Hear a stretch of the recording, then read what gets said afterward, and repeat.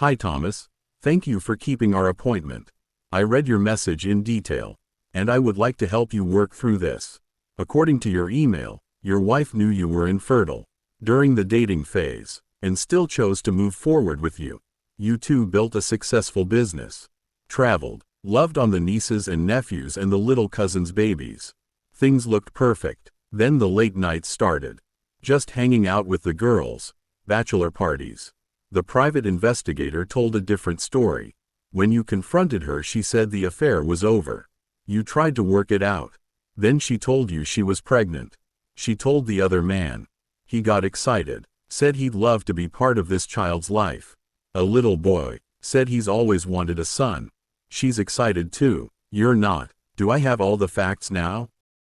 Doc, you've got the facts. But facts don't tell you how it feels living inside the skin. Right now, I hate her. I hate what she's done to us. I don't want her near me. I'm filing for divorce. I can't even look her in the eye. Cheating's one kind of hurt, but bringing another man's baby into my home, that's a deeper kind of cut. It's a reminder I never asked for, that somebody else could give her what my body never could. The fella's name is Randall. You know what burns me up the worst? He's been in my shop a couple times getting his oil changed, my garage, my place. My wife would swing by at noon, bring me a sandwich, kiss my cheek. He saw that. He knew she was mine, he knew we were a family, and he still came back. Still kept sneaking around with her like I was some fool who couldn't see daylight. That's the part that crawls under my skin.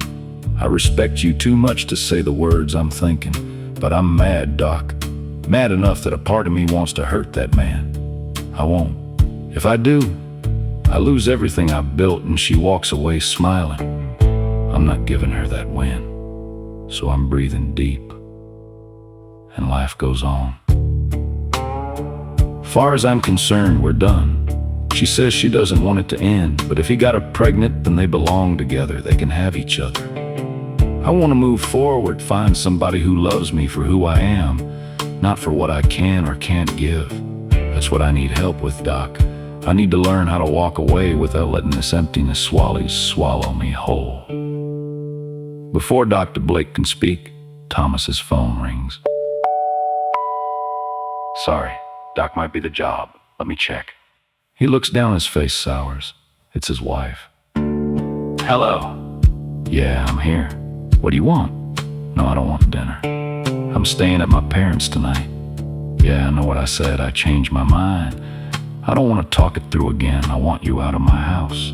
Yes, out. I'm filing for divorce. Crying won't fix this. You cheated. You're carrying another man's child. I'm not living in that. I don't know where you're staying. That's not my problem. You weren't worried about where to lay your head when you were lying to me. Go to him. You made that choice. I want you and your things gone. Tonight I'm at my parents'. Tomorrow morning, be out. No sorry doesn't undo this. Affairs ain't accidents. It's over. I'm hanging up. He shuts off the phone, turns to Dr. Blake. Doc, I didn't mean any disrespect. I held it together as long as I could. But when she called asking what I want for dinner, something in me just slammed shut. I can't sit across the table from her while she's carrying another man's baby. That man's gonna be in that child's life forever. I'm not sitting in my own house watching him show up every week to visit a child he made with my wife. I'd rather cut it clean. It's over. Sorry for the interruption. I'm ready now. You know what really burns me up inside, Doc?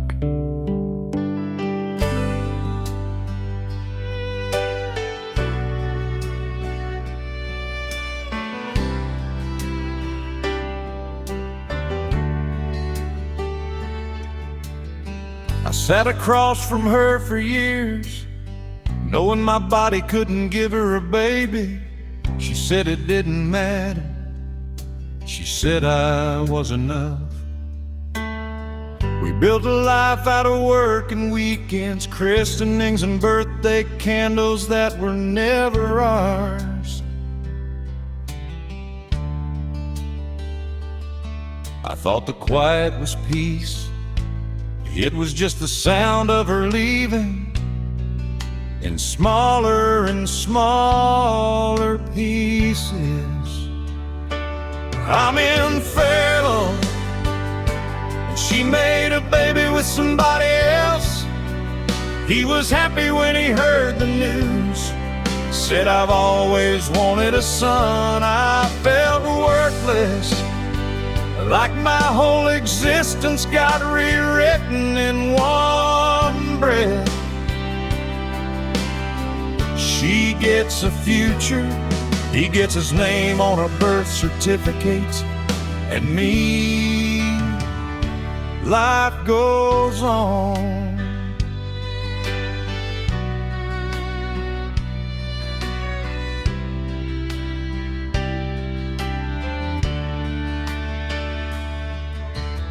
She promised me she stopped the affair with this guy.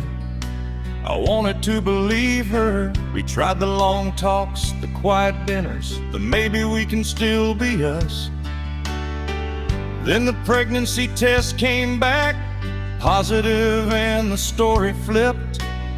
She found out she was having a little boy, his little boy. While I sat there holding the same body that could never write that chapter. I'm infertile, and she made a baby with somebody else. He celebrated when he heard the news. Said, I've always wanted a son. I felt worthless, like every I love you was just a coat of paint on a house already cracking underneath. She gets a future, he gets his name on a birth certificate, and me, life goes on. I keep replaying the days she chose me, knowing what I couldn't give. Was I the safe house until the real plan showed up? Or did love simply run out of room for a man who can't leave a legacy in blood? I'm still here, same hands, same name, same empty space where a child was never going to grow. And somehow the world keeps turning, as if none of this cracked it open. I'm infertile, and she made a baby with somebody else. He got the excitement, I got the silence. I felt worthless, but I'm still breathing. She gets a future, he gets a son, and me, I get the long road back to myself. Life goes on. Life goes on, even when it shouldn't have to. You know, Dr. Blake, the only thing giving me a little peace right now is that I'm listening to my mama and daddy. I'm 42 years old, but I still go to them for advice. They didn't get to their age for nothing. They earned every bit of that wisdom. When I first brought my soon-to-be ex-wife home to meet them back when she was just my girlfriend, my mama felt something in her spirit.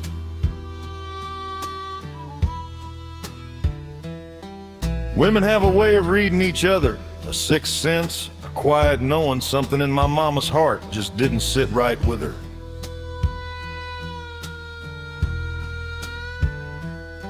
Mama didn't want to hurt my feelings, so she waited until we were alone in the kitchen.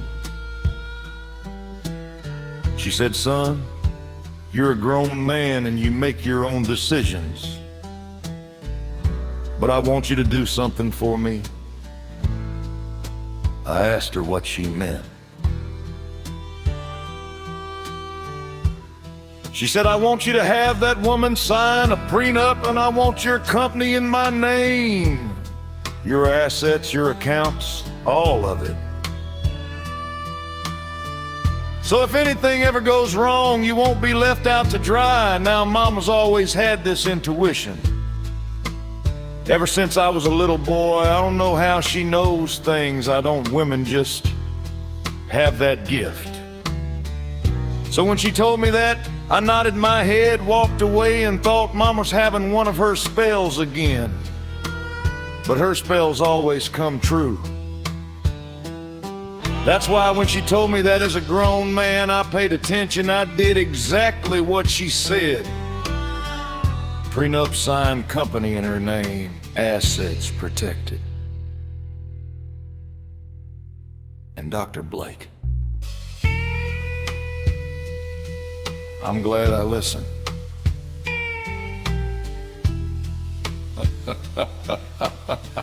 Yeah. My ex may have broken my heart, but she's not gonna break my future. She showed me who she really was, and I finally believe her. She made her choices. Now she can live inside the world she built. And for me, well, I'm slowly healing.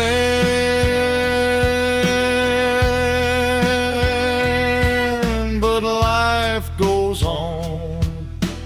Life goes on.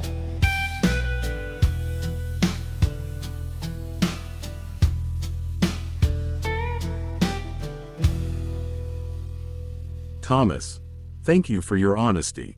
I want to reflect back what I am hearing. And then I want to help you understand what is happening inside you, not because you are weak, but because you are human. First, let me say this clearly. Your reaction is not irrational. It is not dramatic. It is not excessive. It is the natural response to a profound betrayal layered on top of a deeply personal medical reality.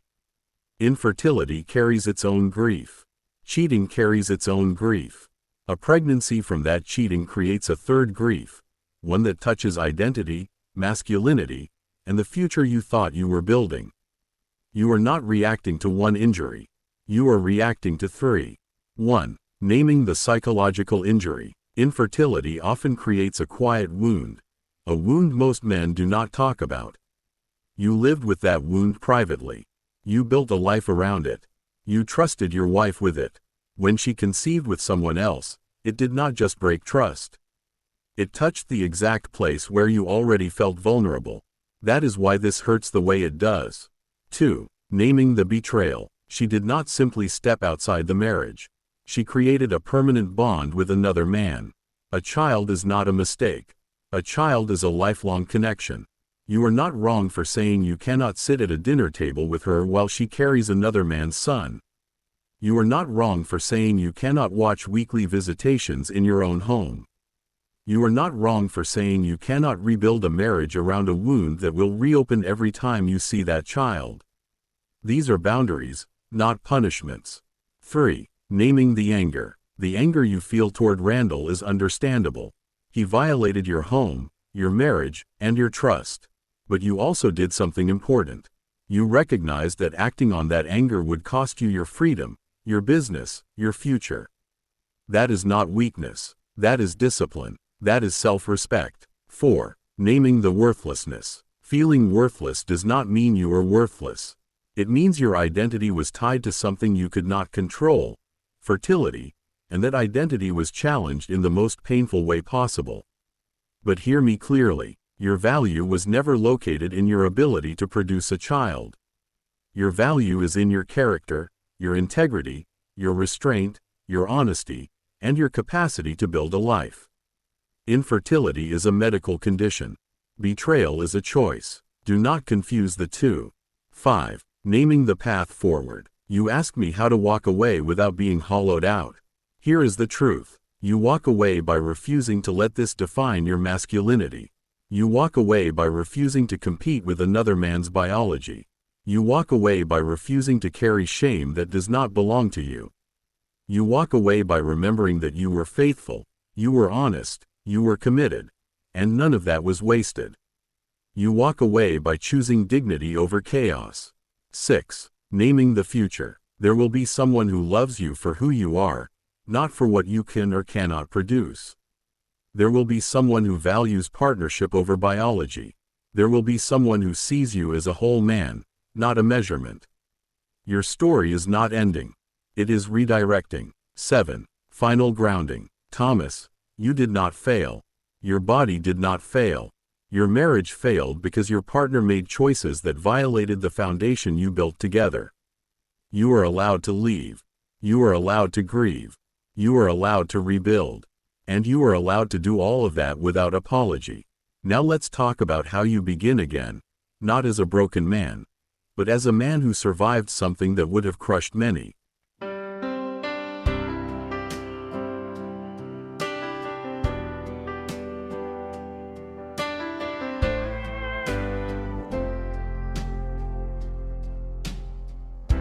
I'm waking up in my own house, the one I work for with my 2 hands.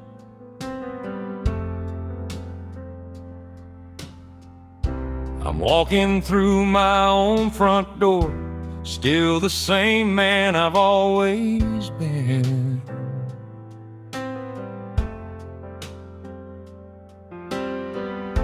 Mama and Daddy still love me, and that's a truth that never bends.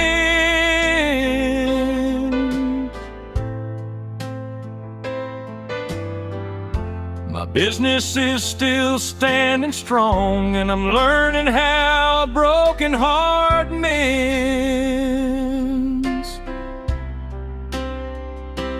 This is my new chapter. I'm not defined by what she did. I'm healing slow, but I'm healing sure. And I'm learning how to live again.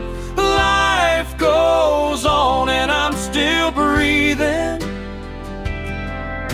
Life goes on and I'm still me. If you've ever been through this, brother, lift your head and let yourself believe you're gonna be alright.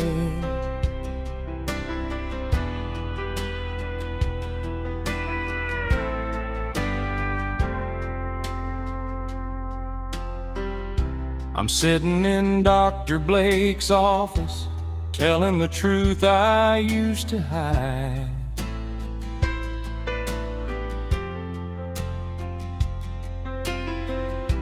I'm letting the hurt come out of me instead of letting it burn inside.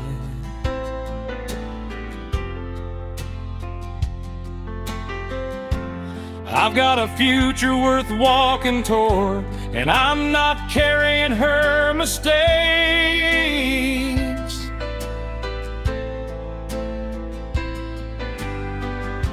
I'm building something stronger now with every honest step I take.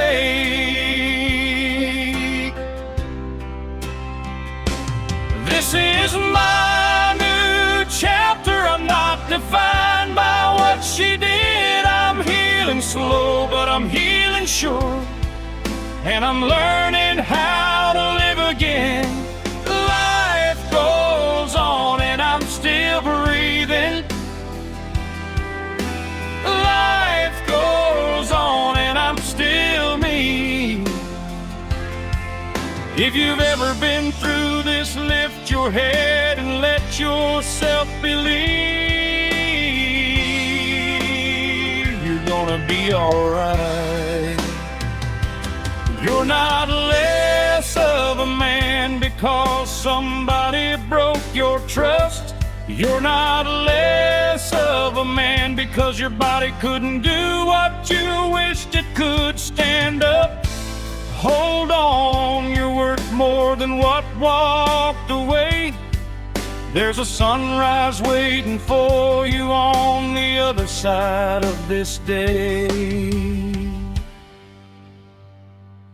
This is my new chapter. I'm not defined by what she did. I'm healing slow, but I'm healing sure. And I'm learning how to live again. Life goes on and I'm still breathing. Life goes on and I'm still me. To every man who's lived this story, you're stronger than you think you are. Keep your head high, walk forward, you're gonna be all right.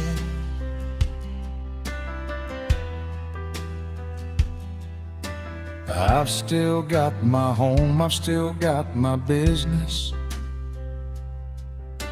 I've still got the people who love me. And I've still got a life worth living. Life goes on, and so do I.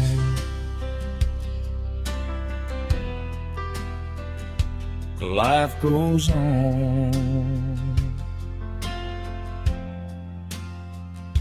Life goes on.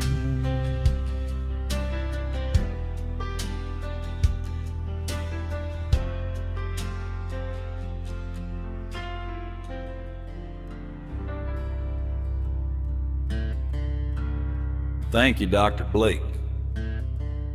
This session really helped. You gave me some tools I can actually work on, and I appreciate that. I'm looking forward to our next appointment. I'm spending the weekend with my parents. They're having a barbecue, and honestly, I haven't seen my nieces and nephews in ages. It'll be good for me. Mama still makes her ambrosia salad, the kind with the little marshmallows floating around like they're on vacation. Her peach cobbler still tastes like heaven baked at 350 degrees.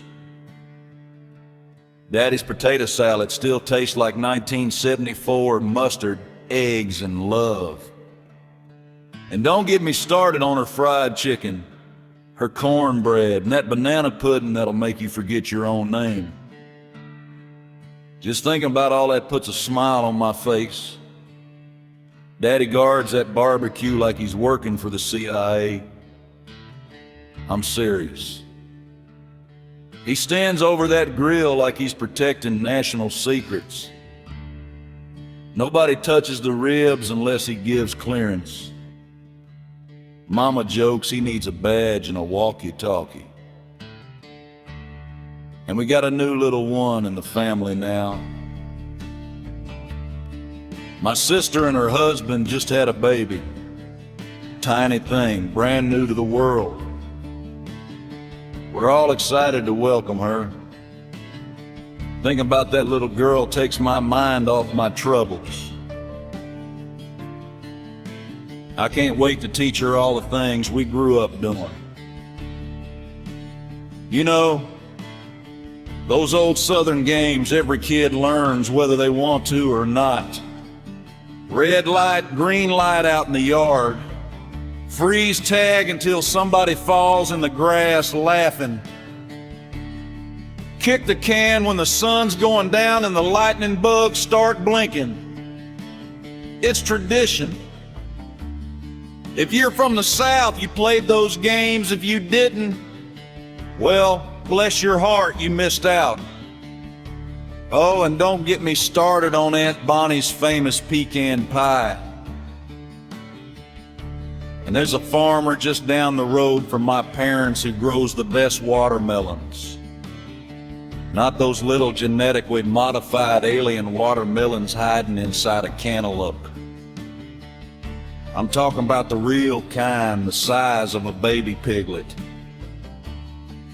Now those are real watermelons. Sweet as I don't know what, full of seeds. That's right. They actually have real seeds in them, so you can put them back in the earth and plant them. My mouth is watering just thinking about it. All right, Doc, I'm out of here. I gotta make some sunlight before I get up to my parents' place.